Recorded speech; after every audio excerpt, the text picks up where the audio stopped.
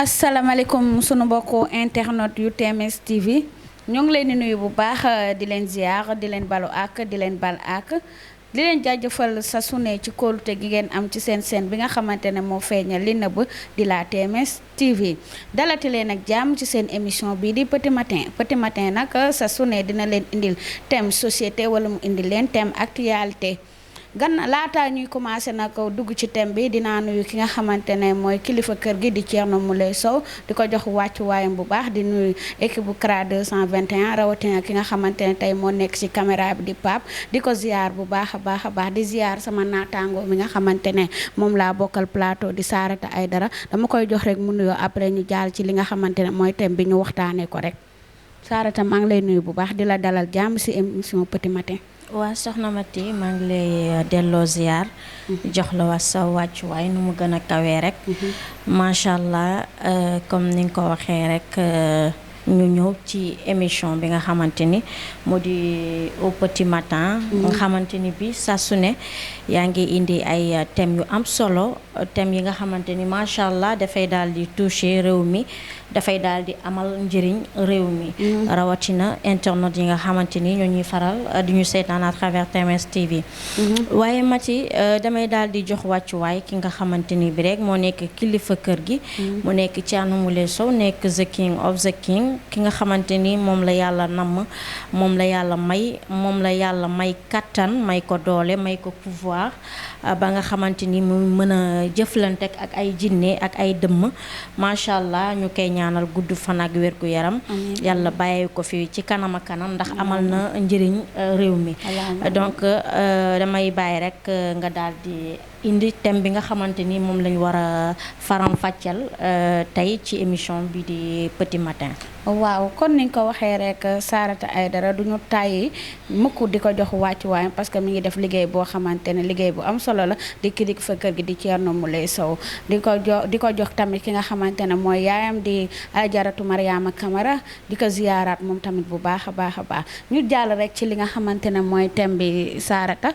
muy li nga xamante ne mooy chômage muy ñàkkum xëy surtout si ndaw ñi ñu gis ni fi mu nekk nii lëmbe na dëkk bi koo wax mu ne la maa ngi ut liggéey jàng naa ba pare maa ngi ak samay diplôme mais pour ma am liggéey rek dafa jafe léegi ma bëggoon xam lan mooy cause bi ak conséquences yi nga xamante ne moom la ñàkk xëy boobu mën a indi ci réew mi rawatina ñi nga xamante ne ñooy ndaw yi nga xamante ne ñooy yaakaaru ëllëg. waa soxna Mati damay daal di rafetlu thème bi nga xamante ni moom nga indi tey te mu nekk daanaka actualité du jour parce que chômage daanaka dafa daal di lëmb lu bëree bëri te indi na conséquences yu bëree bëri kon nag damay kontaan te rafetlu thème bi nga xamante ni moo di chômage te chômage nag buñ ko déggee mooy ñàkkum xëy te ñàkkum xëy ñu ma gën a laal mooy jeunes yi sama mbokku jeunes yi maanaam suñu mbokku jeunes yi mun naa ne chômage lu koy indi mooy maanaam mooy li nga xamante ni mooy ñàkkum xëy maanaam ki nga xamante ni day toog këram naan ataaya du xëy du gontu du def dara en fait mu ngi toog jàpp njàmburam waaye nag luy indi loolu maanaam xëy na amaana gisuñu occasion maanaam gisuñu benn occasion mun naa ne d'abord ci état bi parce que état bi bu fekkente ni recruter wul ay ndaw yaa ngi comprendre ci entreprise yi tey dañuy gis ci entreprise yi ki nga xamante ni maanaam su waajuram yi maanaam bu ñu amul doole du ñu mën a am accès ci entreprise yu mag yi wala ci moo xam entreprise bu mag moo xam bu ndaw petit ou moyen entreprise ça dépend de l'entreprise mais da ngay gis ñi nga xamante ni ñi fa ëpp mooy ñi nga xamante ni soit seen waajur yi dañoo am doole maanaam dañoo am xaalis ñooñu ngay gis ci biir entreprise yi waaye nag ñi nga xamante ni ñu mel ni man yaa ngi comprendre ñooñu amuñu benn accès ci yenn entreprise yi yaa ngi comprendre moom moo xam bu petit entreprise la wala moyen entreprise ou bien grande entreprise moo xam bu munta doon waaye cause bi lu koy indi ba tey soxna Mati bëri na li tax chômage bëri ci réew mi ñàkk entreprise yenn des fois da ngay gis am na du am maanaam réew mi bëriwul ay entreprise waaw bëriwul ay entreprise bien vrai que ni gaa yaa ngi def ay jéego état moo ngi def ay yenn jéego bien vrai que ni loolu tamit nit buy def ay effort tamit dañ koy saluer itam bul xool lu négatif rek waaye entreprise ba tey dañ ko war a yokkuwaat ba tax ni jeunes yi ñu mën a am lu ñuy xëyee parce que mënoo am say diplôme am sa lépp amoo fi nga war a mën a exercer sa li nga def li maanaam ci li nga jàngale ci entreprise li nga opté li mënoo ci am benn xëy mënoo ci am benn gont xam nga loolu doon na li nga xamante ni problème la ci réew ndax bu ñu amee ay jeunes vraiment ñu am ay ressources humaines des jeunes vraiment yi nga xamante ni ils sont dynamiques ils sont bien formés vraiment war nañ leen wutal fi nga xamante ni moom lañ mën a bu ñu paree seen i jàng maanaam seen formation wala jàng war nañ fa mën a agréer waaye nag loolu nekk na phénomène bi nga xamante ni bi rek cause la ba nga xamante ni jeunes yi ñoo ngi chômer te loolu foog naa loolu du doxal réew te bu ñu xoolee itam côté chômage itam boo gisee chômage bi tax na maanaam cause na ba tax ni mu lancé comme keroog suñu émission boobu bi ñu def émigration clandestine parce que duñ ko mën a ñàkk wax voilà dañoo gisatul seen bopp ci réew mi parce que jàpp nañ ni réew mi amatul xëy maanaam amatul benn job est-ce que loolu choix loolu war na nekk choix boo xamante ne xale yi war nañ jël seen avenir di ko def ci ndox bi parce que mën nga dem di uti far sa bakkan loru fa des fa mu nekk ñoo te ñu ci gaañu ñëpp ñu ci bëri saarata ay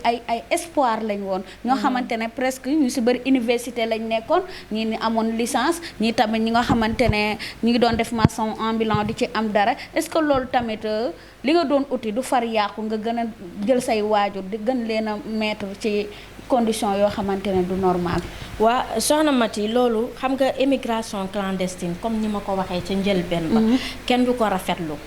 waaye jeunes yi ñoom ñoo xam seen cause ndax koo gis rek mu def dara rek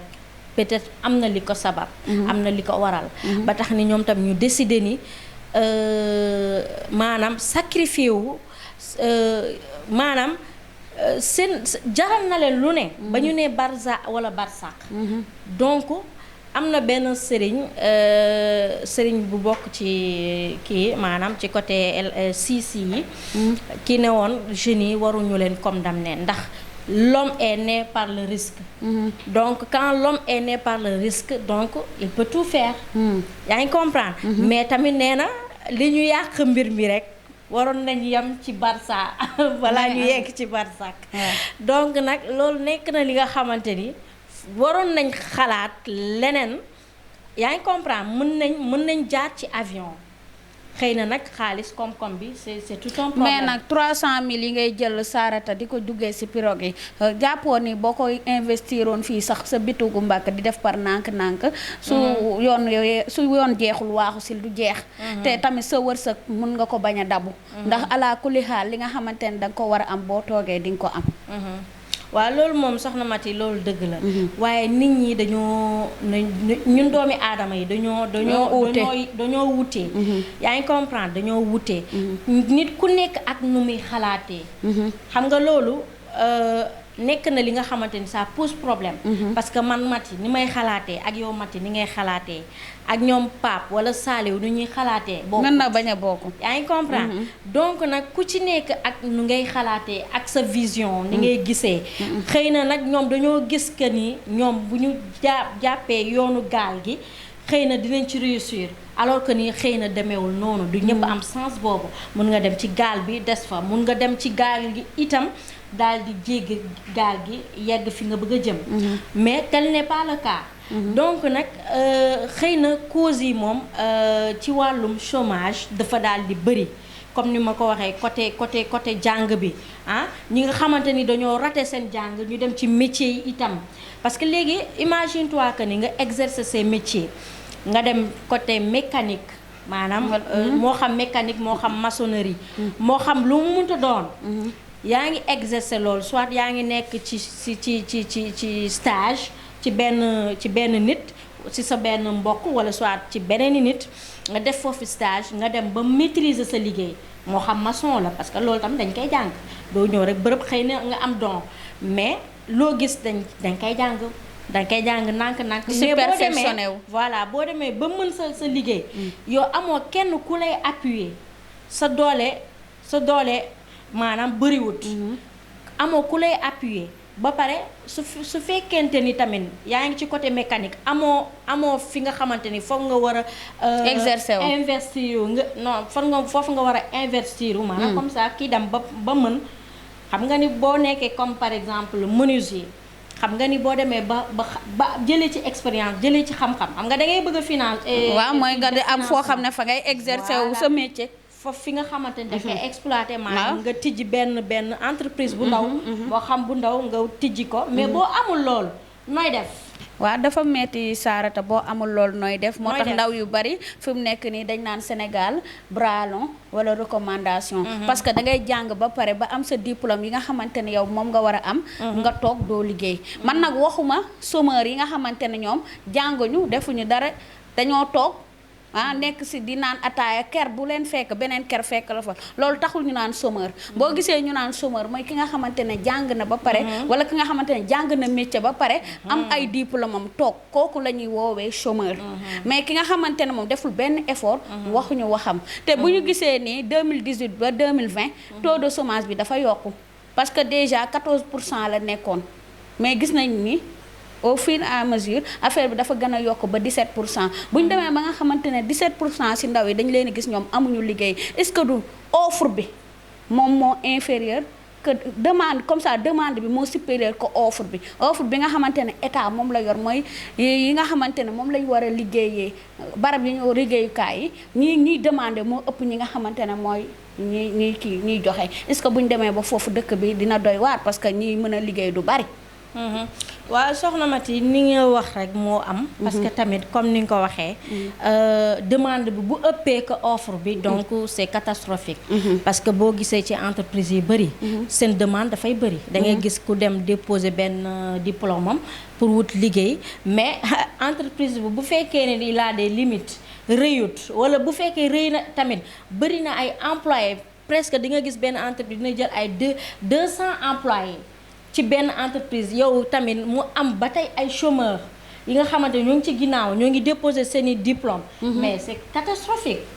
parce que imagine toi que ni nga dem ci benn entreprise di nga teg foofu noonu say diplôme maanaam sa demande d'emploi di nga ko fa teg mais di nga toog ay 2 ans 3 ans doo dégg kenn du la woo parce que lan moo waral lool parce que entreprise yi ñoo xat léegi entreprise yi ñoo bëri ay nit di nga gis ci benn entreprise plus de 200 personnes ci benn entreprise mais fan la ñuy jëm. mais anciens yi tamit waruñoo xajal jeunes yi anciens yi nga xamante ne dañuy bëgg nañ dara Sarata mais boo xoolee ci état bi rek di nga xam fan laay waxee ñoom anciens yi bëgg nañ dara mais boo demee ba nga xam ne nekk nga si retraité nga war nga mën a xajal xale yi ñu dem ba pare tamit état da ngay gis fii nii xool suñu gouvernement bi noonu rek la seen entreprise yi mel parce que da ngay gis gouvernement bi anciens yi ña nga daan gis temps Abdou Diouf ba léegi même visage yi ngay gis ñoo nekk si état bi boo duggee tamit si entreprise yi même chose nga fay gis dañuy jël mag boo xamante ne leer na ne war na dem mu toog léegi ndaw yi boo leen xajalu ñoom na dina liggéeyee gouvernement bu bees bi tamit wane na ko parce que jeunes yu bari amoon nañ espoir pour dugg ci mais gis nañ ni ñi nga xamante ne woon ay mag lañ waroon nañ moo dem xajal seeni sët waxuma la seeni doom de seeni sët lañ waroon xajal ñu toog ñoo nekk ci canapé yi toog occupé ko loolu tamit mooy Sénégal boo xamante ne ñiy am dañuy gën a am ñiy ñàkk di gën a ñàkk ñu dem ba tolluwaayu réew mi dafa dem ba nga xamante ne dafay poser nit ñi koo wax sax mu ne la léegi jàngatuma ndax dangay jàng ba pare état di la gololoo doo liggéey mais nag man damay duut baaraam ñi nga xamante jeunes yi nga xamante ne dañoo nekk di xaar état bul xaar état boo nga gisee jaayal bul xeeb liggéey comme ça am ñoo xamante ne fii nii dañuy nekk ay étudiants pourtant bu ñu demee Europe dañuy allier étude bi ak jàng bi da ngay gis koo xamante ne day dem restaurant jàng bi ak liggéey bi parce que da ngay gis ñu dem ci benn restaurant nekk serviteuse di servir boo xëyee da ngay dem jàngi mais bu guddee da ngay dem servir ba fajar soo wàccee da ngay sangu rek dem liggéey est-ce que loolu dinañ ko def fii Sénégal da ngay gis koo xamante ne bu allié ñaari liggéey sax ne sonn na te pourtant gars yi buñ demee Europe dañ koy allié pour mën see génn nga xam ne comme am nañ benn complexe ñun sénégalais yi surtout jeunes yi da ngay gis orange pël Fuuta yi la ñuy wax mooy jaay orange këriñ ñu ne pël Fuuta boutique ñu ne pël Fuuta ndax ñoom bu ñëwee fii Sénégal duñ xeeb benn liggéey lu ñu gis dañuy liggéey di yóbbu di teral suñu waaju est-ce que du complexe boobu tamit moo nekk ci sénégalais yi. bien sûr soxna Mati. loolu dama koy déggal. parce que suñu jeunes yi. maanaam ñun jeunes yi nangatuñu liggéey. yaa ngi comprendre parce que dañuy bëgg lu yomb. yow naka ngay mën a bëggee xaalis bëgg koppar bay bëgg a dee nga ne doo liggéey. yaa ngi comprendre parce que ñun sénégalais imagine toi yow am na yenn cas yu lay dal yow mii sax sa jëmmu bopp. cas yi nga xamante ne dañ koy fekkee am na yenn nit yi jëlal rek exemple ci bon yi. exemple bu gën a jege ci bon yi moo xam ci bon yi moo xam ci yeneen entreprise yi en fait maanaam comme ñun tamit suñu mbokk journalistes yi. ak ñeneen ak yeneen. de manière générale voilà de manière générale. ak yeneen kii yi nga xamante ni employé ñu ngi koy am fii ci Sénégal da ngay gis benn jeune wala benn nit bi nga xamante ni nee na dafa bëgg liggéey mu ñëw. mais imagine toi mu ñëw benn jour rek benn jour laa la may rek nga gis mu commencé di gàntu benn jour mu commencé di gàntu naan comme par exemple comme bu ñu jëlee exemple ci ay jànq dañuy ñëw benn bés rek ñu naan liggéey bi dafa bëri lii dafa métteeg ñoom seen nga gis tamit sama mbokk journaliste yi tamit des fois da ngay ñëw di liggéey pour stage je sais pas wala soit ñu recruter la fenn nga dem liggéey benn bés rek nga commencé non job bi dafa ngay gàntu yaa ngi comprendre job bi dafa metti di ñaxtu di non di wax n'importe quoi. te àdduna dara yomb fii nit jeunes yi tamit dañoo war a bàyyi seen xel que ni fii ci àdduna gi dara yomb fii booy lekk sax dafa métti asantumaak ñu ne job pratical li nga xamante ne moom nga bëgg soit wala soit pour sa avenir qu'importe pour sa avenir pour nga réussir sa àdduna nga mën a teral sa ñaari waajur pour jaamu ci yàlla itam yaa ngi comprendre parce que imagine toi que man mënuma comprendre que ni tamit jeunes yi ñun lu ñuy bañ fii Sénégal ñu dem nangu ko feneen ci Europe parce que nit ki boo nekkee ci sa réew da nga war a contribuer da nga war a participer ci sa biir réew ñu xam ne ni yow yaa ngi exister mais nga bëgg lu yomb di taal sa di xaar état naan état ba jéem te yow doore woo fay woo atte woo xeex ba soo ko daanu fa nga toog vraiment te état mënul def lépp ñun ñoo war a jóg ñun jeunes yi ñu takk suñu tubéy takk suñuy sër yaa ngi comprendre ñu liggéey def fi li nga xamante ni même suñu maam yi wala suñu mag yi wala suñu papa yi musuñu koo def man loolu lay wax sama mbokku jeunes yi nañ bàyyi fainéant toog rek ràcc rek naan état wala xaaral sama papa lay xaar wala sama yaay lay xaar te doo liggéey doo xëy doo gont nekk fii rek di bëri wax amul sens sous-métier amul nit boo amee sa diplôme amoo liggéey mais dama wut beneen liggéey y a pas de sous-métier liggéey yépp liggéey la rek jaamu yàlla rek la na lew rek na lew te barke nekk li nga xamante ni mu amal njëriñ ci yow maanaam mu am barke amal njëriñ ci say waajur loolu mooy amal njëriñ sax société bi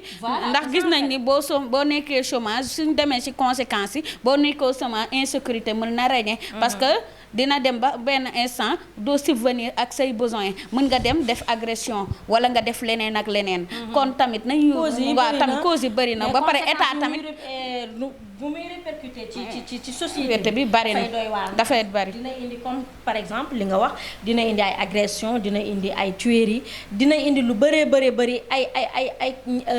ñaawteef yu bëree bëri lay indi day pousser ndaw parce que bëri na ay cas yu ñuy gis ay ñaawteef yu ñuy gis fii ci Sénégal gii du ma ne Europe du ma ne feneen mais fii ci Sénégal bëri na fi ay cas yi nga xamante ne maar day tërig la barki yàlla maar day tërig la da ngay yéem ci yàlla mu nekk loo xamante ne am na solo lool lii sax dañ ciy def suite dinañ ñëwaat andi suite bi nga xamante ne parce que fi mu toll nii am na njëriñ torop ndax war nañoo ñëw ci solution yi wax li nga xamante ne mooy tax tamit ndaw am benn abri bi am benn pro kii boo xamante ne tësluwaay bu dëgër boo xamante ne dina ci mën a teg loxoom ba réussir ñu bàyyiwaat xel bu baax a baax ci li nga xamante ne mooy ndaw yi surtout état ndax état buñ nee dëkk rek état nga war a jiital état mooy la nga xamante ne c'est essentiel mais tamit doo toog rek di xaar état da ngay jug nekk ci kon li sëñ Mountakha Mbacké xalif général di ko ziyaaraat bu baax li muy wax nañ ci nekk ku ci nekk rek yàlla fekk la ci kon nañ ci nekk bu baax a baax surtout ndaw yi ndax ndaw moom mooy def ëllëg kon nañ ci bàyyiwaat xel bu baax a baax saata rek ma jox la rek ñu tàggatoo parce que li ñu cërale woon ci waxtu jeex na ñu dem ba beneen yoon xam naa ni doyaloo mais dinañ indi suite bi incha allah. waaw soxna Mati li nga wax rek loolu moo am ndax thème bi nga indi dafa am solo te dafa yaatu ndax buñ fi nekkee di wax duñ ci pare fii ba suba duñ ci pare parce que dafa yaatu dafa amal njëriñ askan wi donc nag li ma mën a wax sama mbokk jeunes yi qu'importe moo am entreprise moo ñàkk am entreprise mais et l'esprit de créer en fait et l'esprit créativité de créer. Voilà, il faut créer, il faut oser rêver comme on le dit. Donc nag ñun dañoo war a oser war a taxaw suñu réew war a contribuer ci suñu biir réew parce que ñun sommes des ressources yi nga xamante ne ressources humaines lañ ressource bi nga xamante ne dañoo war a amal njëriñ suñu réew. dañ ko war a delloo. te nañ tamit nañ bind ay projet di jox état parce que état tamit bu amul ay projet yoo xam ne jeunes yi ñoo ko fi teg ñoom tamit duñu leen mën a jàppale. jeunes yi nañ jàppale suñu bopp ba pare état jàppale ñu ndax loolu tamit doon na lu am solo. loolu moom mooy wax ci comme ni ma la ko waxee ñun il faut ñu am esprit de créer oser rêver c'est ça en fait il faut oser rêver oser nag du question de non man dama oser mais oser c'est dans l'esprit c'est dans la capacité c'est dans le cœur d'abord aussi tamit parce que il faut mettre dans la tête que ni je dois réussir est-ce que tu comprends je dois réussir donc nag si tu mets tu fais l'avance donc je pense que ni Dieu va t'aider kon ñun nag war nañ góorgóorluwaat war a taxaw suñu réew war a taxaw suñu bu jëmu bopp parce que suñu réew moo ñu war a soxal moom lañ am suñu jëmu bopp lañ am itam parce que ay doomi aadama lañu te ñun nee nañ liggéey jaamu yàlla la donc nag dañu war a moo fi nekk sax moo fi nekk taxaw bu baax a liggéey ak jaamu yàlla moom moo nekk ci àdduna ku ko deful rek perte nga kon jeunes yi nekk leen ci bu baax a baax di leen jaajëfal bu baax a baax di leen jox dig daje ba suba incha allah ñu ñëwaat ak yéen ci beneen numéro seen émission Petit Matin.